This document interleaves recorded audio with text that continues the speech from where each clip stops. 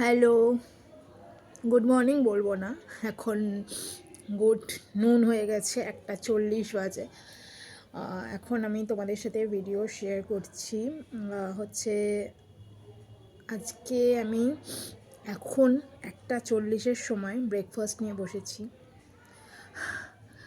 মানে ওই যে সন্ধেবেলা থেকে, গতকাল সন্ধে থেকে আমার মাথাটা ধরেছে, এখনও পর্যন্ত আমার মাথা ছাড়েনি, মাথা যন্ত্রণায় ফেটে যাচ্ছে। মানে কালকে তো প্রোগ্রামে গেছিলাম, কলেজের প্রোগ্রামে, তোমাদের সাথে শেয়ার করেইছি। তো সেখানে যাওয়ার পর মানে সেখান থেকে কিছুক্ষণ পরেই আমার জানি না কী কারণে আমার মাথা ধরা শুরু হলো, হয়তো ঠান্ডার কারণেই।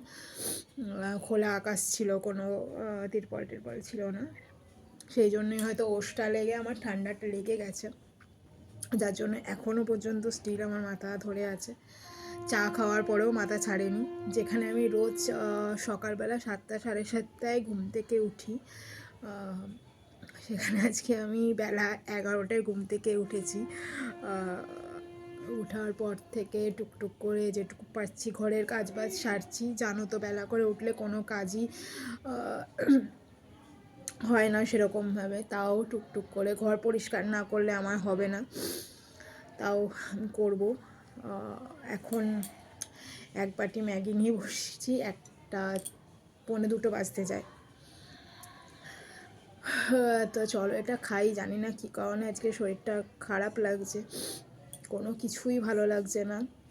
মানে এই ম্যাগিটা নিয়ে বসে আছি তো বসেই আছি, খেতে আর ইচ্ছে করছে না। রান্নাও কোনো রকমে কিছু একটা করে নেব।